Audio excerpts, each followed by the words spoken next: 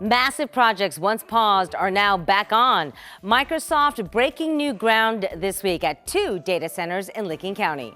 6 months ago or so, they really started to re-engage with our team here in the city of Heath.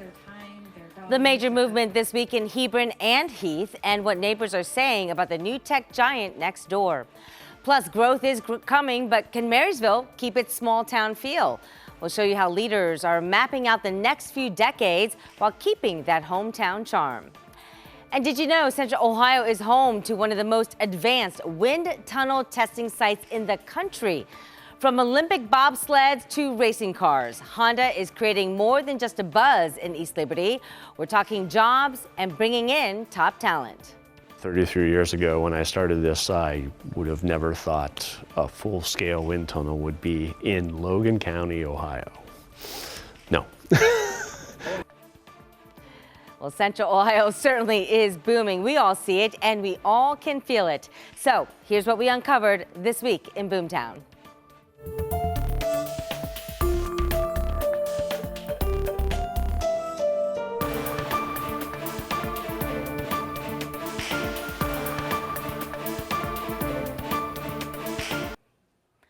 Fury production at Arsenal 1 in Pickaway County is about to get fast and furious. This week, we got our first look at what it takes to build these unmanned fighter jets for the Department of Defense.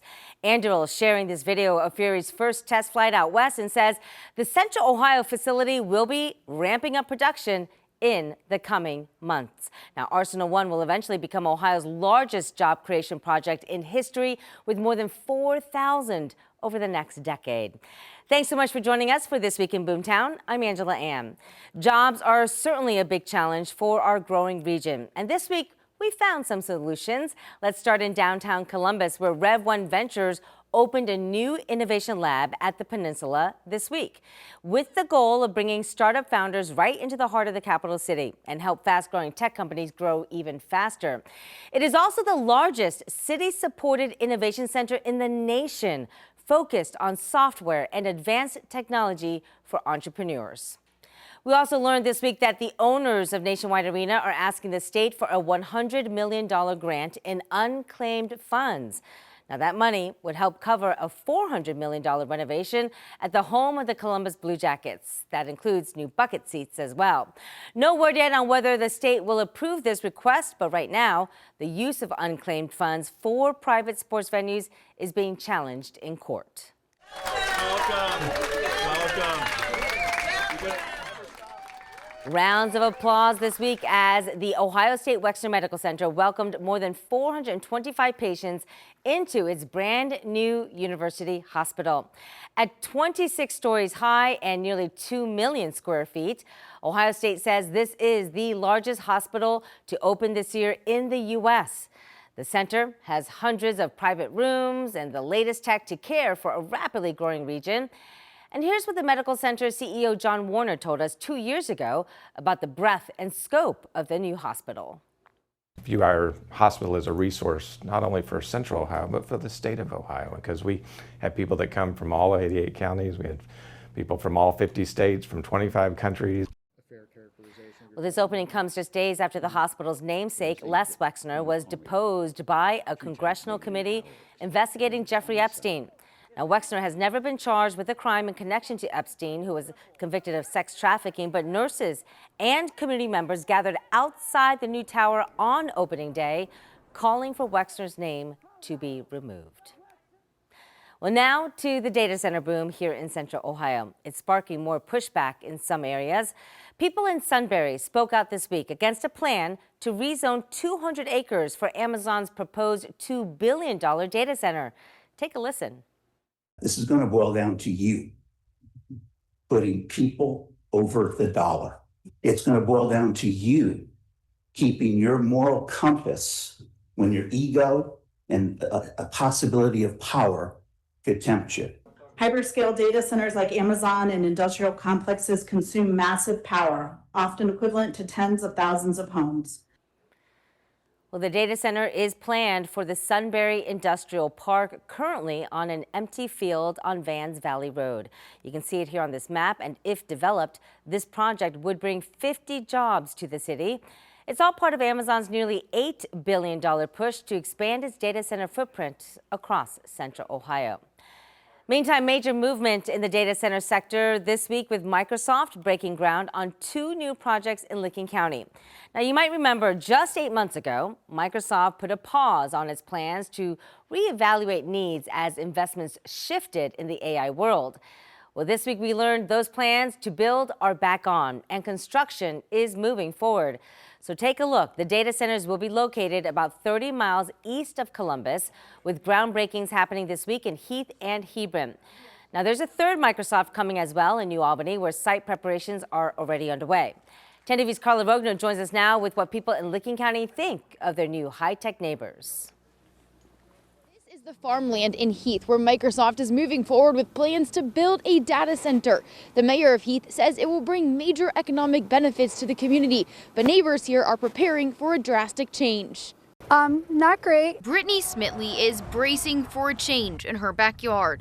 It used to be nice looking out my back window and seeing like grain growing and how pretty it looked and with the sun setting and stuff like that. So that will change. Microsoft is building data centers in Licking County to keep up with increased demand for cloud services and AI. I think it's going to be good in a way. Dylan McKee, who lives across the street from the site, is staying optimistic. It's going to do some things that will help people that are struggling in this area, give them jobs. Here's a map of the data center in Heath, to be built west of Thornwood Drive. We're committed to contributing positively. Microsoft is promising to ensure the data centers do not increase electricity prices and promises to minimize water use. Heath Mayor Mark Johns is excited about hundreds of new construction jobs and the company's investment into local AI training and nonprofits. It's going to have a tremendous impact on our infrastructure development. Over in Hebron, the data center is set to be built north of Refugee Road.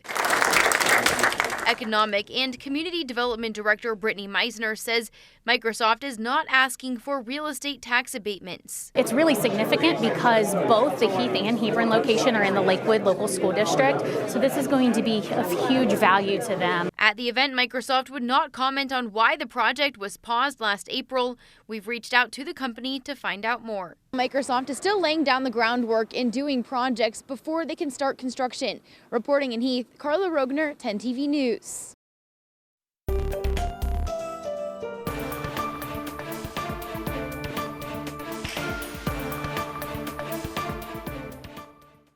Columbus leaders and developers cut the ribbon this week on Berwyn East Place. They say these 88 apartments come at a really critical time. So take a look inside here. These new affordable units are for low-income seniors who were formerly homeless or now living with disabilities. As we know, affordable housing continues to be one of the biggest concerns in our booming region, especially for people living on fixed incomes and struggling to age in place. Well, we're starting to see now communities like this combining housing with healthcare. It's a miracle. I call it a miracle. They're miracle workers. And that was Lindy Miller, who just moved into her new apartment inside Berwyn East. This place will also have on-site healthcare, wellness services. And as for the other units, well, residents will not be charged more than 30% of their income for rent. Developers say it's all to help build stable housing for those who need it. We're not just building a physical facility for the seniors that we serve, but we're building a physical facility and wrapping them with supportive services to allow them to continue to age with dignity and to have full, vibrant lives. Great to see. Well, Union County is booming, and in Marysville, city leaders are trying to stay ahead of that growth. This week, City Council approved a long-term plan to guide the city over the next 3 decades. 10 TV's Catherine Simon explains why leaders say protecting that small-town charm is just as important as attracting the next big development. We're hoping to get some more food and beverage and retail in Uptown. So today we're brewing a hazy IPA. Just a few of the developments Chris Goodman hopes to see as he tries to grow his business, Happenstance Brewing Project. Goodman and his business partners opened up shop in Marysville about a year ago. When we were looking at places to go. We've seen that Marysville was on a trajectory as far as growth, bringing in a lot of apartments, and obviously with Honda, Nestle, and Scott's Lawn, there's a lot of employment around here. Marysville City Council Vice President Donald Berger says managing that growth over the next few decades is the focus of the city's proposal. We understand that growth is happening, and we want to ensure that we are doing everything in our ability to preserve the quality of life that made Marysville the community that it is today and continues to welcome new members. And while keeping up with Central Ohio's boom is important, leaders say so is keeping that small town charm that residents in Marysville love. And just having that community pride is really what's going to keep building forward.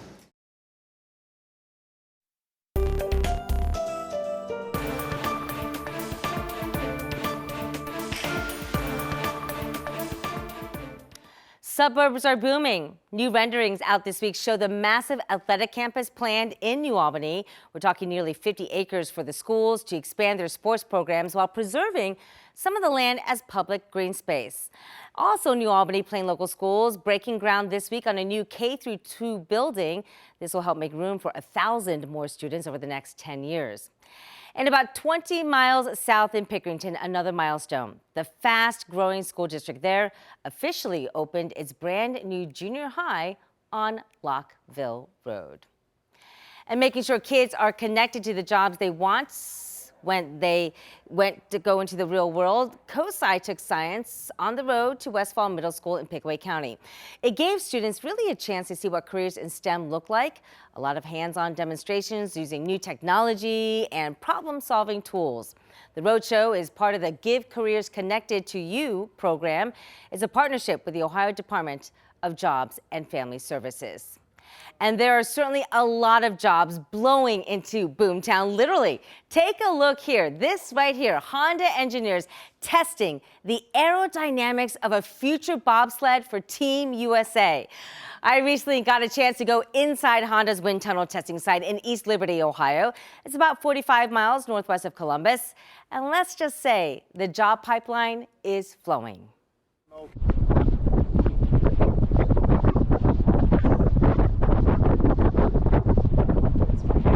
This is what wind sounds like at 30 miles per hour.